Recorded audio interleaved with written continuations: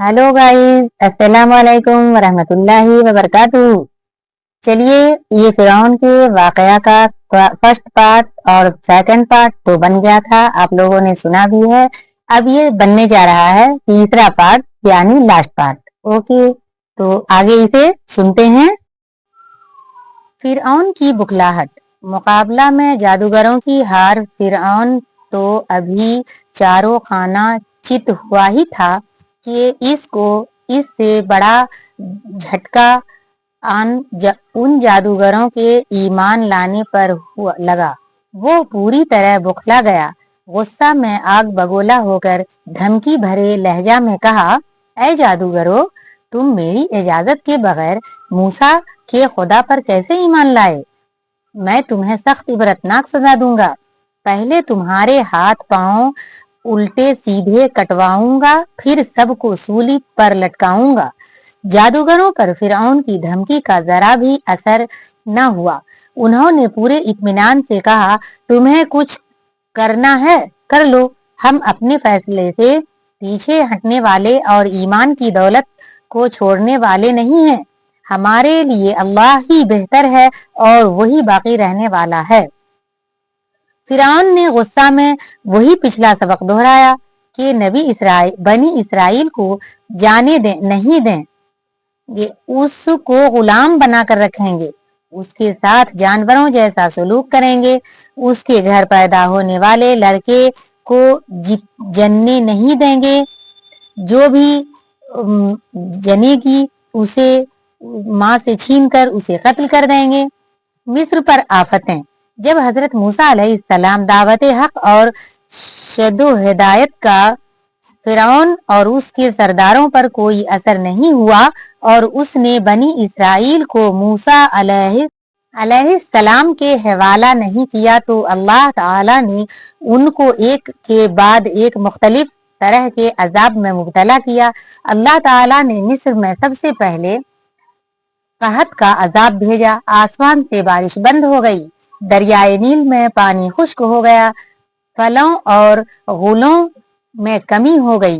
फिरौन आजिज आ गया और फिरौन के कौम ने हजरत मूसा अलैहिस्सलाम से दरखास्त की कि हम वादा करते हैं कि ईमान ले आएंगे और बनी इसराइल को तुम्हारे हवाला कर देंगे, तो अपने खुदा से दुआ कर बारिश हो और मुसीबत दूर हो।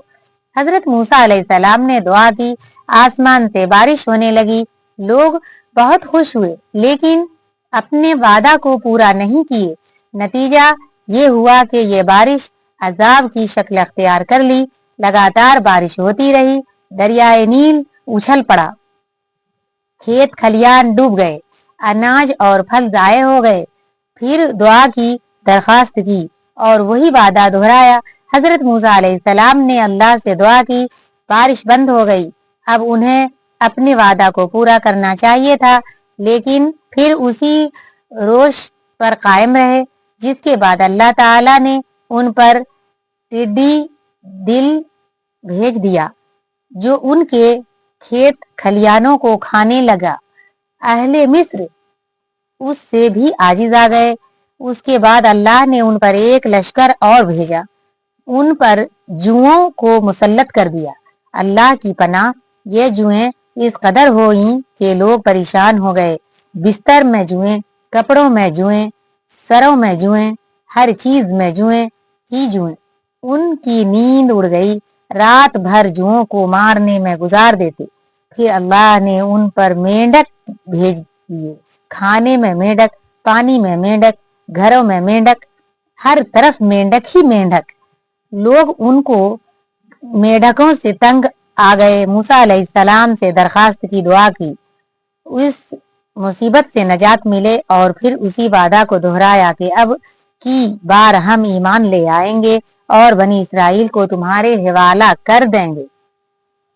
हजरत मूसा अलैहिस्सलाम ने दुआ की, इससे नजात मिली, लेकिन लोगों के रवैया में कोई तब्दीली नहीं आई।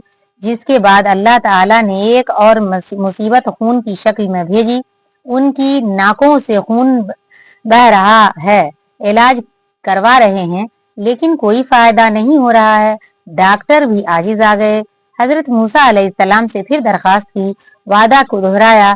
या हजरत मूसा अलैहिस्सलाम ने दुआ की, मुसीबत से नजात मिली, लेकिन यह कौम अपनी आदत के मुताबिक वादा से मुकरती रही, अपनी नाफरमानी और सरकशी पर जमी रही। तब खुदा का आखिरी अजाब फिरौन और उसके सरदारों को गर्क करने का आया। फिरौन का समुंदर में डूबना। अब देखिए, अल्लाह ताला ने हजरत मूसा अलैहिस्सलाम को हुक्म दिया कि बनी इसराइल को मिस्र से निकालकर बाप दादा की सरजमीन फलस्तीन की जानिब ले जाओ।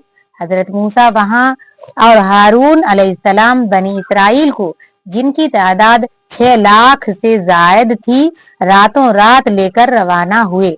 चलते चलते समुंदर के पास पहुंच गए। आगे कोई रास्ता नहीं था। उधर फिरौन अपनी जबरदस्त फौज के साथ उनको धर दबोचने के लिए खुद ही निकल पड़ा। बनी इसराइल के करीब पहुंच गया। बनी इसराइल के लोगों ने मूसा अलैहिस्सलाम से कहा, तुम भी कहाँ ले आए? यहाँ तो हमें अपने सरों पर मौत मंडला रही है, देख रही है। मूसा अलैहिस्सलाम ने कहा, घबराओ नहीं, इत्मीनान रखो, अल्लाह हमारे साथ है, इसका वादा सच्चा है, वो हमें नजात देगा। हजरत मूसा अलैहिस्सलाम ने अल्लाह से दुआ की। हुक्म हुआ कि अपनी लाठी को पानी पर मारो ताकि पानी फटकर बीच में रास्ता निकल आए। मूसा अलैहिस्सलाम ने ऐसा ही किया। समुंदर में अपनी लाठी मारी, पानी 2 हिस्सों में बंटकर दोनों जानिब दो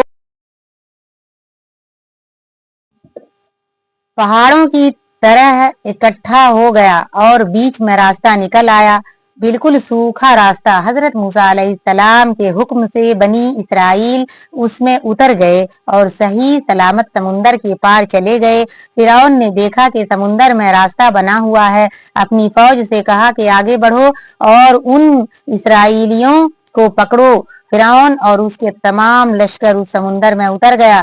जब सब आ गए तो अल्लाह ताला ने पानी को हुक्म दिया कि अपनी पहली और असली हालत पर आ जाओ। पानी का मिलना था कि फिरौन अपनी लश्कर समेत समुंदर में डूब गया।